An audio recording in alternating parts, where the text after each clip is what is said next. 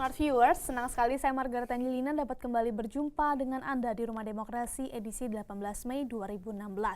Secara resmi Setia Novanto terpilih sebagai Ketua Umum DPP Partai Golkar dalam musyawarah nasional luar biasa yang digelar beberapa hari lalu. Setia Novanto dipastikan terpilih secara aklamasi tanpa pemungutan suara putaran kedua lantaran pesaingnya Ade Komarudin memilih untuk tidak melanjutkan pertarungannya. Hal ini membuat Setia Novanto sendiri menjadi Ketua Umum Golkar untuk periode 2016-2019. Namun, Smart Viewers, Setia Novanto sendiri merupakan sosok yang tidak terlepas dari kontroversi dan yang paling sering terdengar adalah kasus pencatutan nama Presiden Joko Widodo terkait lobi perpanjangan kontak PT Freeport. Hari ini Rumah Demokrasi akan membahas bagaimana Golkar di bawah Setia Novanto bersama narasumber kami yaitu Bapak Muhammad Aras. Halo Pak Aras, apa kabarnya? Baik, Margaret. Pak, minggu lalu kita membicarakan mengenai tarif pendaftaran menjadi Ketua Umum DPP Golkar. Namun kemarin Munaslupnya sudah dilaksanakan dan hasilnya juga sudah langsung kita ketahui di mana sosok Setia Novanto terpilih menjadi Ketua Umum Partai DPP Golkar untuk 2016 sampai tahun 2019. Nah, dengan terjadinya hal seperti ini, bagaimana tanggapan Pak Aras?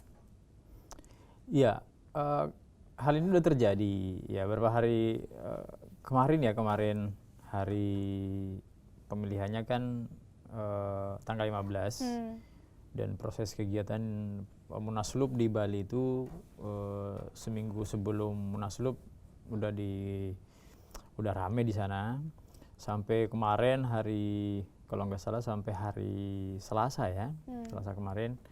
Dan itu jatuh palu di Selasa subuh hari kalau nggak salah. Nah, itu yang terpilih adalah Pak Setia Novanto. Betul. Iya, saya pun sebenarnya cukup terkejut. Artinya di luar prediksi saya ya sebagai orang luar. Karena yang digadang-gadang kan ada 8 calon ya, ada 8 calon dan Ade Komarudin juga sebagai calon kan waktu itu ya. Iya. Dan Pak Syahrul Yassin Limpo dari Sulawesi, dari Makassar juga calon. Sampai akhirnya yang saya lihat adalah ada 2 calon yang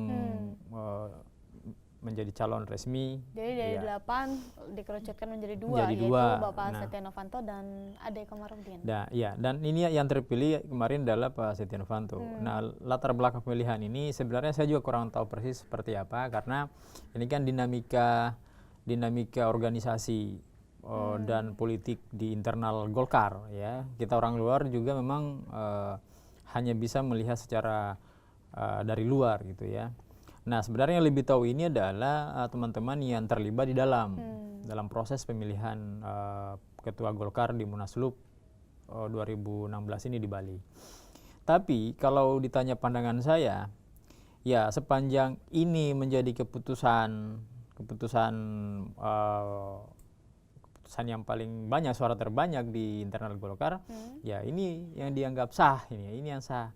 Persoalan bagaimana Pak Setia Novanto, saya kurang tahu persis beliau, tapi yang jelas kan beliau pernah menjabat ketua DPR gitu ya.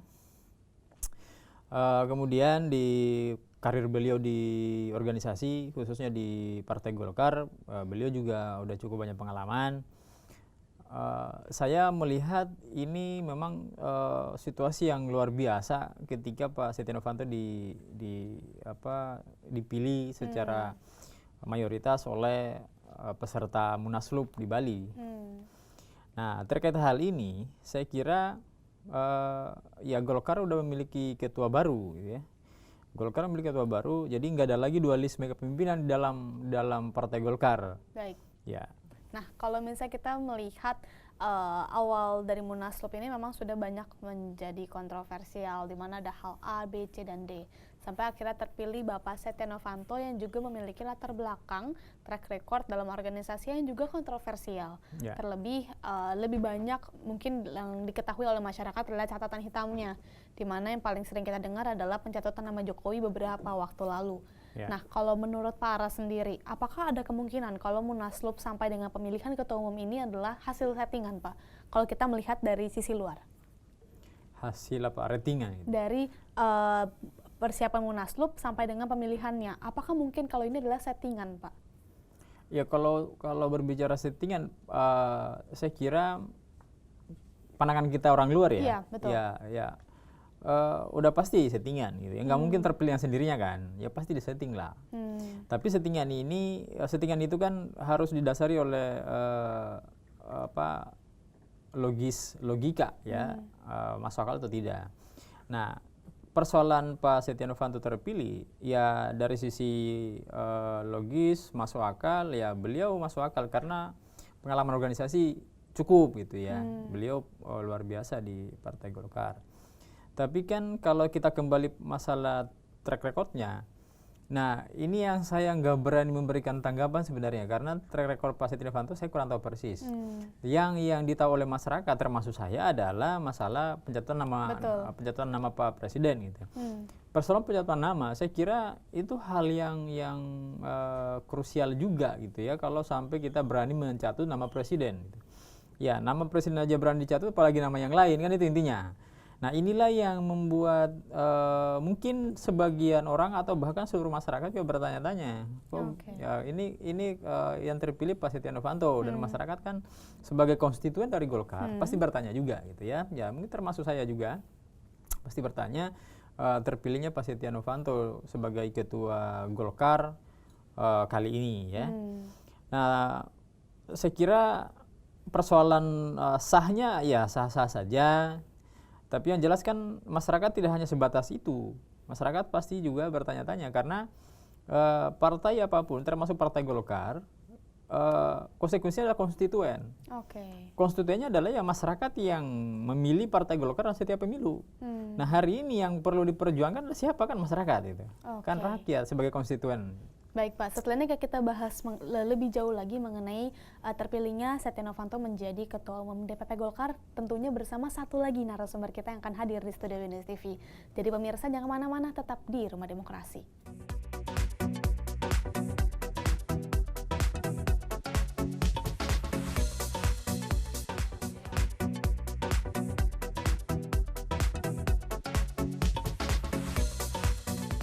Smart viewers, karena Anda masih menyaksikan Rumah Demokrasi dan telah hadir di studio Binus TV, yaitu salah satu lagi narasumber yang telah hadir di sini, yaitu Bapak Jack Mouzain. Halo Pak Jack, apa kabarnya? Halo, kabar baik. Dan untuk Smart viewers perlu diketahui bahwa Pak Jack ini adalah pengamat politik yang baru saja pulang dari Bali untuk mengikuti Munaslup yang menjadi ajang pemilihan untuk ketua DPP Golkar yang baru yang sampai akhirnya terpilih Setia Novanto.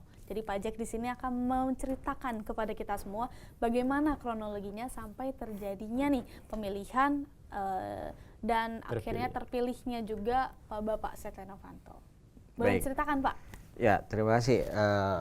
Yang saya hormati Bung Aras, Mbak Margareta dan pemirsa Binus TV di mana saya berada. Memang pemilihan Setia Novanto atau Ketua DPP Golkar itu bukan hanya suksesi di Golkar sebenarnya, tapi dia menjadi salah satu suksesi dalam ya kehidupan berbangsa dan bernegara. Kenapa saya katakan itu?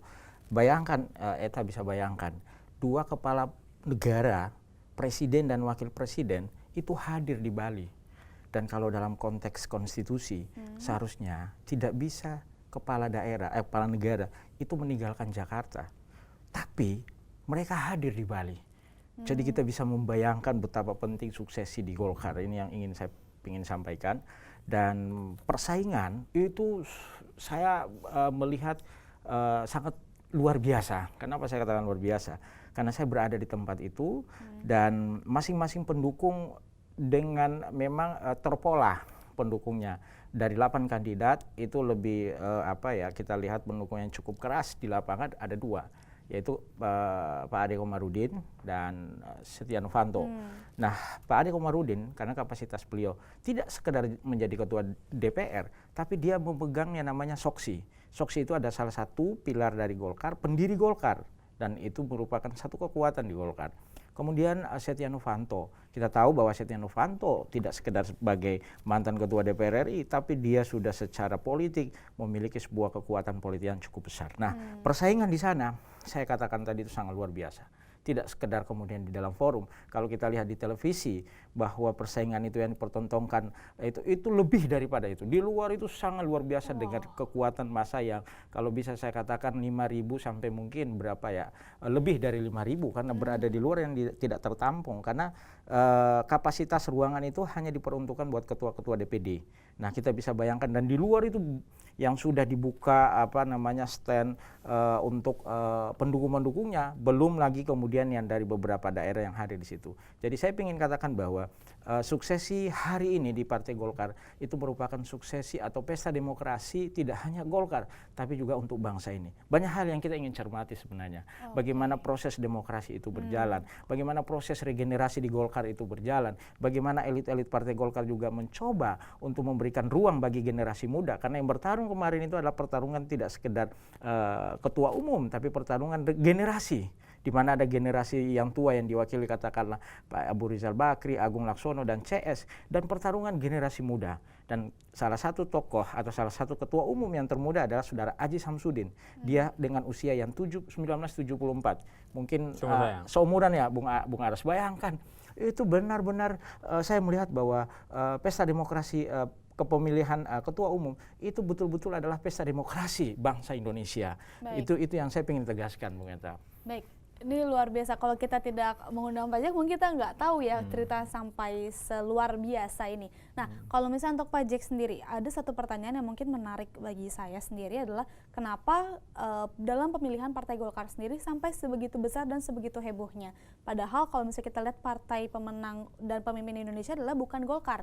Walaupun Golkar adalah masuk dalam 3 kategori partai besar Indonesia. Apa yang membuat Golkar sebegitu spesialnya dan sebegitu istimewanya? Baik, pertanyaan cukup bagus. Anda bisa melihat betapa dampak politik dari pemilihan Partai Golkar. Konstelasi politik itu berubah. Apalagi pernyataan politik yang sebelumnya sudah dilakukan oleh Pak Abu Rizal Bakri. Bahwa Partai Golkar berdasarkan Rapimnas itu adalah mendukung pemerintahan. Dan bagaimana kehadiran dukungan politik dari pemerintahan. Kehadiran Pak JK, tidak sekedar kemudian Pak JK tapi Pak Jokowi. Dan itu melambangkan bahwa memang sebenarnya Partai Golkar secara nasional dan secara politik itu mempengaruhi Mbak Eta. Kenapa? Stabilitas politik. Bangsa Indonesia saat ini butuh stabilitas politik. Dan hari ini stabilitas itu diukur dari Partai Golkar. Di mana Partai Golkar berada, maka menurut pendapat saya ada terjadi sebuah stabilitas politik ketika mereka dalam pemerintahan SBY misalnya 2 periode mereka berada dalam pemerintahan.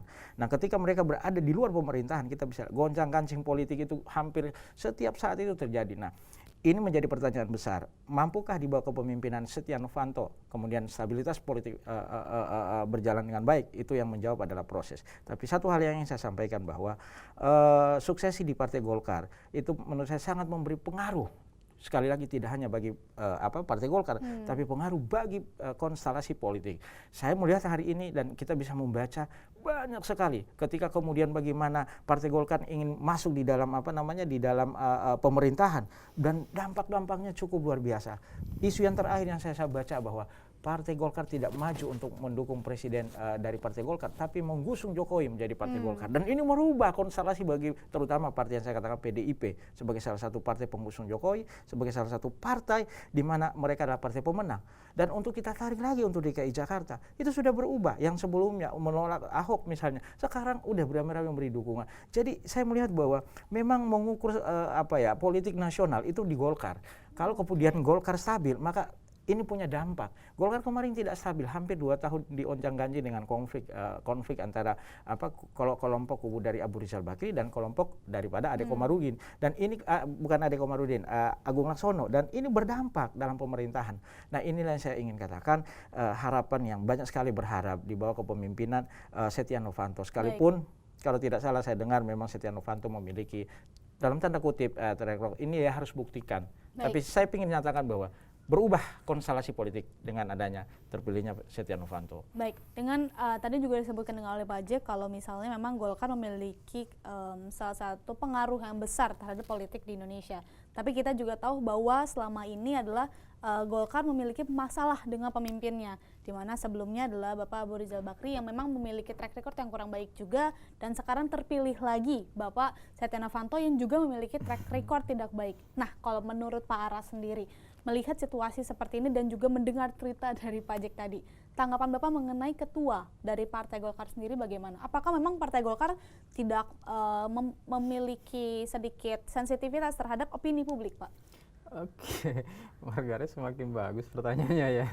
Baik, jadi kalau saya ditanya seperti apa pandangan terkait regenerasi kepemimpinan di Golkar, ya saya sebagai orang luar, ya sebagai bagian dari masyarakat yang memang adalah konstituen juga yang mungkin memberikan perhatian kepada partai apapun termasuk Partai Golkar. Nah, kalau kita bahas track recordnya Pak Setia Novanto, saya kira ini bukan kewenangan kita, karena saya secara pribadi tidak mau mengungkap kekurangan orang ya. Nah, tapi yang jelas apapun yang kita bahas track recordnya apakah baik atau tidak, hari ini sudah terpilih Pak Setia Novanto.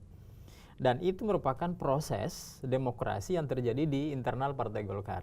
Kita tahu bahwa Partai Golkar kan partai senior, gitu ya, partai senior yang sudah cukup makan garam pengalaman di pemerintahan. Partai Golkar udah banyak pengalaman menghandle negara, menghandle pemerintahan, ya. Nah, persoalan mereka pemilihan ketua Golkar hari ini, Setia Novanto terpilih, saya kira mereka udah punya konsekuensi, ya, udah tahu seperti apa konsekuensi ketika memilih Pak Setia Novanto. Karena saya kira suara mayoritas terpilih ya. Jadi yang calonkan ada dua ya, Pak Ade Komarudin dan Pak Setia Novanto. Tapi yang akhirnya terpilih adalah Pak Setia Novanto. Berarti dukungan yang terbanyak adalah Pak Setia Novanto.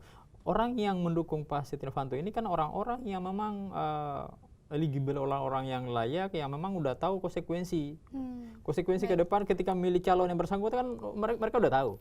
Ketika saya ditanya bagaimana konsekuensinya, saya tidak tahu persis bagaimana konsekuensinya ketika memilih Pak Setia Novanto. Tapi yang jelas orang-orang yang memilih Pak Setia Novanto, mereka udah punya pilihan politik, udah punya landasan, punya dasar, dan sekaligus memiliki pandangan ke depan seperti apa Pak Setia Novanto akan memimpin Golkar selama periode ini, gitu ya. Baik.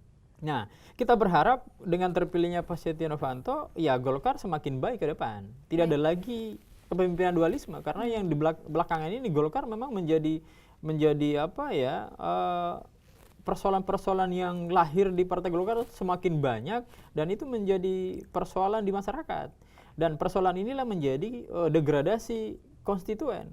Kalau konstituen udah mengalami degradasi, tidak memiliki legitimasi politik lagi, lalu apa yang diharapkan oleh partai politik termasuk Golkar? Oleh karena itu, siapapun yang dipilih, konsekuensi kalau menurut saya adalah harus memperhatikan konstituen. Baik. Ya. Nah, mendengar cerita dari Pak Jack dan juga opini dari Pak Aras, saya semakin penasaran, dan mungkin smart viewers di rumah juga penasaran. Sebenarnya bagaimana proses pemilihan? Karena kita tahu bahwa opini publik terhadap Bapak Setia Novanto juga tidak sebaik sampai harus memilih beliau. Namun bagaimana sampai akhirnya Pak Setia Novanto yang terpilih? Mungkin setelah ini Pak Jack bisa menceritakan kepada kita.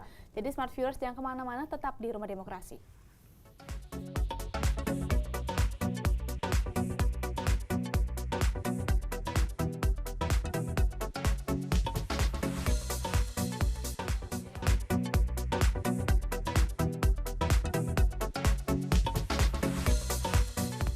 Smart viewers, karena Anda masih menyaksikan Rumah Demokrasi. Perbincangan di sini itu hari ini agak berapi-api ya Pak ya, karena memang pemilihan ketua dari Golkar sendiri pun menjadi salah satu permasalahan yang kontroversial di tengah masyarakat. Nah, kalau kita bicara mengenai pemilihan kemarin pun disiarkan secara live oleh TV nasional, dan di situ pun masyarakat bisa menilai, karena melalui media tersebut bisa dilihat bagaimana euforianya, bagaimana situasi dalam pemilihan tersebut.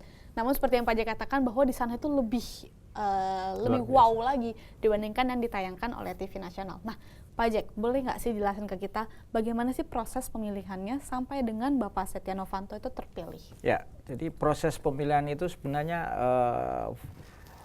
terakhir itu kan di kemarin yang sampai pagi ya. Tapi sebelumnya sudah diberikan ruang bagi calon-calon untuk melakukan kampanye per wilayah gitu. Jadi mereka sudah memperkenalkan diri ya, itu kan kita melihat proses pemilihan. Dan ketika mereka melakukan kampanye di beberapa wilayah yang sudah dibagi, itu kemudian terjadi sebuah transaksi. Saya kira kemarin itu tidak lepas daripada sebuah transaksi. Transaksi politik di sini adalah transaksi bicara tentang kepentingan. Nah, memang dua kepentingan yang kita melihat kemarin itu adalah kepentingan politik daripada ARB, ya kan, dan kepentingan politik di luar ARB. Tentu yang di luar ARB adalah Agung Laksono gitu kan, karena itu memang faksi itu pasti ada berpengaruh di dalam persaingan itu. Nah, memang yang lebih bertarung kemarin itu pada akhirnya adalah sebenarnya kelompok ARB. Karena kelompok Setia Novanto dan kelompok Akom, dalam hal ini Ade Komarudin, itu juga adalah sama-sama pendukung ARB.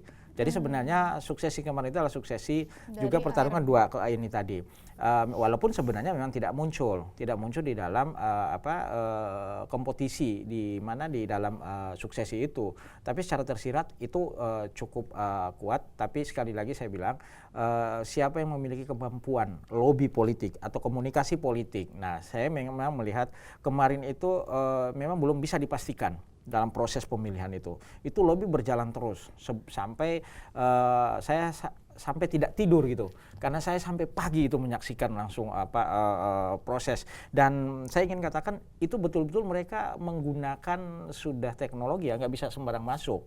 Dia harus melalui berapa pintu gitu ya, 2 pintu yang harus dilalui, masuk ke dalam ruangan sesudah itu masuk lagi dalam ruangan arena sidang. Nah, itu harus menggunakan ID card, harus difoto, kemudian fotonya harus muncul foto yang bersangkutan. Memang benar-benar mereka menerapkan sebuah proses proses pemilihan yang cukup bagus. Nah, hal yang ingin saya bisa katakan bahwa seleksi kepemimpinan di Partai Golkar itu dilakukan dengan menggunakan tidak sekedar media dan teknologi, tapi mereka juga ini aturan-aturan. Tidak ada yang kayak seperti pemilihan baik melalui pemilihan ARB maupun pemilihan Agung Laksono di Ancol maupun di Bali juga, tidak penggiringan gitu ya, penggiringan terhadap voter-voter. Itu di sana tidak ada. Diberikan ruang terbuka untuk berkompetisi, untuk mendapatkan dukungan dari para DPD-DPD yang memiliki hak suara itu. Sehingga memang kemampuan komunikasi politik atau kemampuan lobby dari calon-calon itu betul-betul menentukan. Dan itu terus saya bertemu dengan tim-tim sukses itu, ketua tim sukses malah dari hampir semua calon-calon itu saya juga membangun satu komunikasi itu cair. Dan baik ARB maupun Agung Laksono itu memang tidak mengarahkan bahwa harus memilih A, B, C atau D, tapi dia memberikan kepada daerah. Nah, di sini kita melihat. Bapak mengetahui kalau dari ARB dan AL tidak memberikan salah satu arahan seperti apa? Mereka tidak terbuka, tidak seperti kalau kita mau ngamatin pada pemilihan ketua sebelumnya ya, ARB yang naik atau Agung Laksono, itu kan sudah diarahkan. Ya kan, sekalipun memang ada kekhawatiran ketika Nurdin Halid sebagai ketua pimpinan sidang ya, ada dalam kekhawatiran ini akan diarahkan pada satu. Tapi memang Golkar mampu membuat ya, kalau saya melihat dari kacamata pengamatan saya, mereka mampu memberikan sebuah kompetisi kayak misalnya dalam sepak bola, sebuah pertandingan yang cukup fair gitu kan. Nah, ini yang saya melihat persaingan yang menjadi pelajaran tidak sekedar bagi Partai Golkar, tapi partai-partai lain yang menurut saya belum seperti Golkar, yang mana masih ya kita melihat misalnya PDIP. PDIP hari regenerasi dan kaderisasi di partai-partai lain belum. Dan itu kita harus tahu misalnya bagaimana kekuatan dari Ibu Megawati untuk PDIP. Misalnya Demokrat SBY, Hanura misalnya adalah Wiranto, Gerindra adalah Prabowo, PKB adalah Muhaimin, dan Nasdem adalah Surya Paloh. Ini kan mereka harus mampu mencontohi Golkar keluar dari apa yang saya bilang tadi itu. Mereka berhasil melahirkan kader-kader baru, tokoh-tokoh baru. Nah, ini berhasilnya Golkar di situ menurut saya. Oke, sampai akhirnya terpilihlah Setia Novanto. Betul. Namun akhirnya ada satu lagi hal yang menarik untuk mungkin kita ketahui bersama bahwa sampai terpilihnya tersisa menjadi 2, yaitu ada Bapak Setia Novanto dan Ade Komarudin. Setelah pemilihan putaran pertama, mau masuk putaran kedua, Ade Komarudin mengundurkan diri. Dan akhirnya membiarkan Setia Novanto secara aklamasi langsung memenangkan pemilihan tersebut. Nah, kalau dari Pajek sendiri yang hadir di tempat tersebut, mengamati langsung. Bagaimana hal ini bisa terjadi? Ya, memang orang sudah memprediksi, walaupun sebenarnya ada pemikiran kuda hitam. Kuda hitam memang ada beberapa orang. Antara isu tentang Jawa juga berkembang, ya kan? Karena selama ini yang dipimpin Golkar kan di luar Jawa, ARB dan mewakili representasi luar Jawa. Tapi ketika itu adalah Jawa. Nah, memang kalau kita mau tarik benang Jawa, sebenarnya kan Akom itu bukan Jawa, dia Sunda, ya kan? Nah, Jawa itu kelompok yang ada, yang kemudian yang bisa kuda hitam adalah Pak Hartarto. ya kan Pak Airlangga. Tapi ternyata melihat suara yang berkembang itu tidak muncul. Dia hanya mendapatkan suara kurang lebih 20. Dan Aziz Samsudin kan perwakilan di luar Jawa. Dia juga kan hampir 20 sekian. Nah, yang ada adalah Akom sama saya bilang tadi adalah Setia Novanto. Kenapa kemudian memang menarik, pertanyaan yang cukup bagus. Kenapa kemudian saudara Akom mengundurkan diri? Walaupun sebenarnya secara konstitusi itu diatur adalah 2 putaran. Ketika mereka mendapatkan suara 50 plus 1 dan kalau ada yang dapat 30% itu diulang pemilihan kedua, dan itu sudah memenuhi karena suara Akom itu hampir kurang lebih 170 dan suara Novanto itu 270 dari 500 gitu, dari 500. Jadi secara akumulasi suara itu memungkinkan. Tapi kemudian kenapa Akom itu mengundurkan? Nah, itu udah pertimbangan politik dan banyak yang memuji pengunduran diri saudara Akom karena ini juga ada punya dampak politik. Karena di satu sisi Akom itu adalah ketua DPRD dan konsekuensi politik ketika kemudian itu terjadi, ya kan. Dan saya melihat bahwa disinilah sebenarnya kebesaran jiwa besar dari kader-kader Golkar dalam ini saudara Akom. Walaupun sebenarnya ada yang berkembang itu adalah permintaan dari senior-senior, ya kan. Karena ini terjadi 2 putaran, tidak hanya sekedar persaingan terjadi, tapi energi politik. Anda bisa bayangkan itu yang jam 3 dari jam 2 pemilihan sampai pagi. Nah, mungkin 2 putaran saya kira wah energinya cukup besar dan kemungkinan besar konflik pun akan terbuka karena kan ada yang merasa tersakiti. Tapi menurut saya mundurnya saudara Akom itu lebih kepada bukan sekedar pertimbangan pribadi dia, tapi pertimbangan politik. Sebab kalau menurut dalam kacamata saya, ketika dia katakanlah dia melawan, itu kan dia melawan ya, dia menantang gitu ya untuk 2 putaran, itu berakibat pada konsekuensi dari dia sebagai ketua DPR RI. Karena ketika yang memenangkan dan menurut saya suara itu tidak akan berubah, 270 itu tidak akan berubah. Sekalipun ya aku melihat realitas politik Bung Aras. Kenapa saya bilang? Karena suara dia walaupun digabung Airlangga maupun suara daripada Aziz Samsudin digabung dengan Syahrul Limpo itu mau digabung, tidak akan melebihi suara daripada Setia Novanto. Jadi tetap dia sudah mau berhitung di situ. Tidak sekedar konsekuensi politik, tapi dia pun mau satukan ini, dia melobi. Dan ingat, secara politik pun dia harus mengeluarkan dia harus melakukan lobby-lobby itu konsekuensi politiknya juga ada. Dalam hal ini keuangan politik juga harus dia pertimbangkan, berapa yang harus dia keluarkan. Nah, oleh karena itu banyak pertimbangan daripada kemudian dia harus melawan yang sudah tahu-tahunya dia mau kalah dan konsekuensi politik dia dalam tanda kutip akan terancam posisi dia di DPR. Karena kebijakannya adalah ketika kemudian misalnya dia tidak merebut itu, dia tidak mendapatkan itu, maka ketua DPP yang dalam ini adalah Setia Novanto akan mempertimbangkan. Maaf Pak, keuangan politik seperti apa ini maksudnya? Ya saya kira orang sudah tahu ya. Orang sudah tahu, Pak Aras juga mungkin paham betul bahwa itu kan tidak ada yang jujur yang berkembang hampir semua lah gitu ya. Orang bahasanya biaya politik lah. Baik. Ya kan. Saya kira itu yang paham. Luar biasa banyak. Nah, Pak Aras sebagai pengamat politik, hal ini bagi saya pribadi adalah hal yang cukup menarik, di mana partai itu mewakili suara rakyat, di mana di sini adalah salah satu partai besar di Indonesia. Melalui pemilihannya juga di sini tersisa 2 sampai akhirnya salah satu kadernya itu mengundurkan diri dengan alasan disebutkan oleh Pajak. Menurut penelitian Pajak adalah sudah memastikan dirinya kalah dengan berbagai konsekuensi politik di belakangnya. Melihat hal ini, tanggapan Pak Aras gimana? Menarik. Kebetulan Pajak memang hadir di sana menyaksikan langsung proses Munaslup Golkar. Nah, saya sebenarnya sangat sederhana menilai terpilihnya Pak Setia Novanto hubungannya dengan ketika Pak Adekomarudin mengundurkan diri. Nah, pertanyaan saya sebenarnya sangat sederhana. Kenapa beliau mengundurkan diri? Kalau memang mau mengundurkan diri, untuk apa mencalonkan diri? Ya kan? Untuk mencalonkan diri. Karena beliau kapasitas sebagai ketua DPR, alasan beliau adalah mengundurkan diri karena sebagai ketua DPR, ya kan? Kalau gitu untuk apa mencalonkan diri sebagai calon untuk dipilih gitu ya, calon ketua? Karena pertimbangannya sebagai ketua DPR tidak bisa dilepaskan dan tidak bisa merangkap jabatan sebagai ketua DPR dan ketua Golkar. Nah, pertanyaan saya kenapa sampai bisa mencalonkan diri sebagai calon ketua Golkar kali ini, 2016 ini. Baik, karena Pak Jokowi juga di media juga mengatakan bahwa kalau bisa jangan sampai rangkap jabatan ya Pak. Iya, dan memang ada aturan itu kan dari Pak Presiden tidak bisa merangkap jabatan. Jadi misalnya jadi menteri merangkap ketua partai ya. Kalau sebelumnya kan menteri juga, ketua partai juga. Nah, ini kan menjadi tidak efektif menjalankan tugas. Baik, ya. Itu yang pertama. Ya, itu yang pertama. Nah, saya kira ini Pak Jek bisa jawab karena beliau kan kalau saya sebut sebagai fanatik simpatisan Golkar beliau ini, dan disertasi beliau juga membahas Golkar. Kalau saya bahas P3. Jadi kalau tanya soal P3 saya akan kupas tuntas. Nanti minggu depan Tapi kita kalau bahas P3. boleh. Tapi kalau Golkar beliau, karena memang disertasinya beliau dokter di penelitiannya di Golkar. Nah, itu yang pertama. Yang kedua, ingat, hari ini kan saya selalu berpandangan dari sisi kacamata konstituen, kacamata masyarakat. Karena jadi secara internal partai saya memang belum terlibat di dalamnya seperti apa dinamika di dalam, tapi saya hanya berangkat dari persoalan teoritis. Persoalan praktis saya kira Pak Jack bisa lebih paham masalah ini. Nah, saya melihat dari kacamata konstituen. Ketika konstituen Pak Jack misalnya dengan terpilihnya Pak Setia Novanto, masyarakat bertanya. Yang bertanya bukan hanya kita, tapi masyarakat sebagai konsekuensi politik ketika terpilihnya ketua dalam suatu partai politik. Betul. Nah, Pak Setia Novanto terpilih, otomatis masyarakat akan bertanya-tanya. Pak Setia Novanto saya kira udah tahu.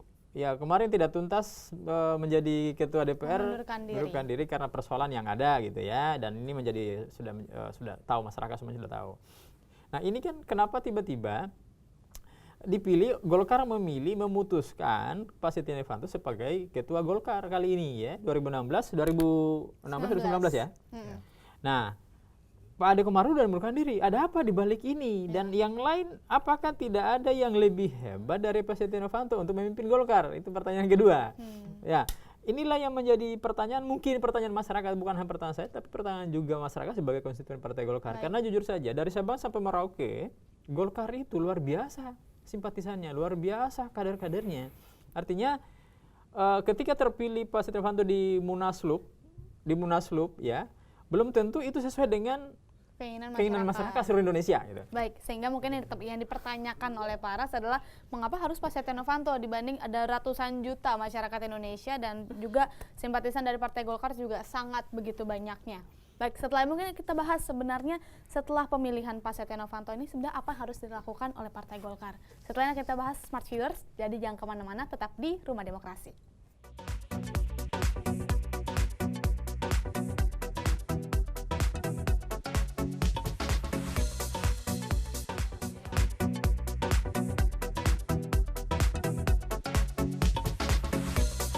Halo Smart Viewers, terima kasih karena Anda masih menyaksikan Rumah Demokrasi.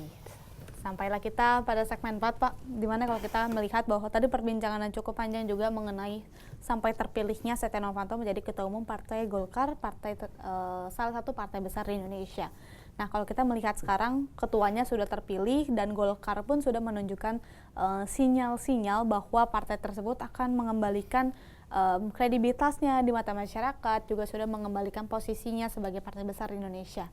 Menurut Pak Jack dan Pak Aras, apa yang harus dilakukan atau langkah apa yang seharusnya dilakukan oleh Partai Golkar sekarang untuk memperbaiki dan mengembangkan lagi nama Golkar, terlepas sekarang adalah ketuanya adalah Setia Novanto? Pak Aras sendiri boleh?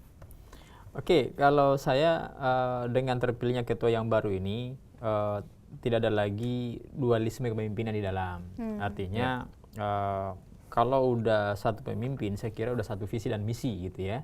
Beda dengan dua pemimpin, dualisme saya kira itu akan memperjuangkan masing-masing visinya. Kalau orang masing-masing memperjuangkan visinya, itu akan menghambat pembangunan dalam suatu partai politik. Nah, hari ini dengan terpilihnya Pak Setia Novanto, saya kira konsekuensinya adalah mereka harus kompak, harus bersama membangun, membesarkan kembali Partai Golkar yang selama ini sudah cukup banyak makan pengalaman dalam penyelenggaraan pemerintahan. Saya kira kedepannya ya Pak Setia Novanto mau nggak mau harus memperbaiki, meningkatkan konstituen gitu ya, yang selama ini mungkin sedikit mengalami degradasi. Nah, sekarang PR-nya Pak Setia Novanto untuk mengembalikan nama baik Golkar dan bahkan meningkatkan lagi Partai Golkar ke depan, sehingga visi dan misi bahkan program kerja yang diemban akan terlaksana. Jadi tidak hanya sebatas konsep, tapi juga menjadi sesuatu yang realistis. Saya kira itu. Jadi sehingga kalau kita ambil positifnya yang pertama tadi ya Pak, sekarang di Partai Golkar tidak ada dualisme kepemimpinan ya, itu lagi. poinnya. Nah, kalau dari Pak Jack nih? Ya, saya melihat sebenarnya setelah selesai suksesi di Partai Golkar, menurut saya ada beberapa harapan ya. Harapan pertama untuk Partai Golkar sendiri. ya kan, minimal seperti yang dikatakan Bung Aras tadi bahwa konflik sudah tidak ada lagi. Tapi masih saya kira juga demikian juga kita tidak berharap ada konflik lagi karena energi tidak sekedar dari Golkar tapi juga di luar Golkar ya, terutama masalah bangsa. Yang kedua adalah harapan daripada masyarakat. Seperti yang dikatakan tadi Mbak Eta bahwa terpilihnya Saudara Setia Novanto itu tidak lepas dari kredibilitas seorang Setia Novanto yang sangat kontroversi gitu kan. Kita tahu dia ketua DPR RI, baru dia jadi ketua fraksi, sekarang kemudian jadi ketua ketua umum Golkar. Nah ini tentu menjadi banyak sekali ketika kemudian orang berharap yang terpilih itu bukan Setia Novanto. Dia berharap adalah kader-kader yang mungkin seperti Ade Komarudin, Airlangga, Aziz Syamsuddin yang tidak bermasalah lah. Tapi ya inilah realitas politik bahwa yang terpilih adalah Saudara Setia Novanto. Nah, tentu ini harus dibuktikan tidak sekedar oleh Setia Novanto tapi oleh Partai Golkar bagaimana mereka memberikan ya kan kontribusi terhadap bangsa dan negara ini. Bagaimana mereka harus menjamin stabilitas politik. Mereka harus bagaimana melakukan suatu pendekatan di mana kepentingan rakyat yang harus mereka kedepankan dibanding kepentingan politik. Karena hari ini kita berharap bahwa dengan selesainya persoalan Golkar maka diikuti oleh partai-partai lain, karena jangan lupa bahwa ada partai juga yang masih dualisme, yang kemarin waktu pembukaan juga hadir dua-duanya, yaitu yang diteliti oleh Bung Aras P3 dan dua-dua ketua umumnya ada di tempat ya kan. Nah ini kan saya kira juga menjadi salah satu PR. Nah oleh karena itu dengan terpilihnya Setia Novanto dengan berbagai macam ya kan status yang agak buruk ini harus dia buktikan, tidak kemudian dia bantah itu dan bagaimana dia coba kerja-kerja Partai Golkar itu lebih berpihak pada rakyat, bagaimana dia bisa membangun memperbaiki ekonomi bangsa ini, bagaimana stabilitas politik dia bisa ciptakan dengan baik, dan bagaimana keamanan, berbagai macam persoalan-persoalan bangsa yang saya kira juga hari ini membutuhkan perhatian yang cukup besar, tidak kemudian oleh partai dan oleh Setia Novanto. Dan satu hal yang ingin saya tegaskan adalah mereka bergabung dalam pemerintahan. Saya kira ini juga menjadi pengaruh politik yang cukup besar. Oleh karena itu kita berharap pemerintahan di bawah kepemimpinan Jokowi dan JK dan masuknya daripada Partai Golkar dalam koalisi Indonesia bersatu ya di bawah kepemimpinan Jokowi, maka ini menjadi baik, menjadi bagus. Minimal itu harapan daripada masyarakat semuanya ya kan. Baik. Luar biasa.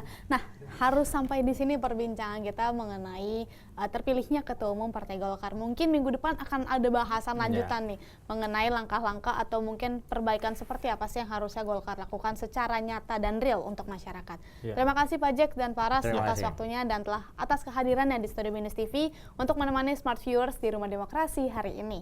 Terlepas dari siapapun ketua umum dari sebuah partai, bila sekarang adalah Setia Novanto, saatnya Setia Novanto membuktikan bahwa Partai Golkar juga bisa mengembalikan fungsi partainya sebagai wakil dari masyarakat, khususnya di sini adalah masyarakat Indonesia. Akhir kata, saya Margareta Indilina beserta seluruh kru yang bertugas pamit undur diri. Sampai jumpa di Rumah Demokrasi selanjutnya.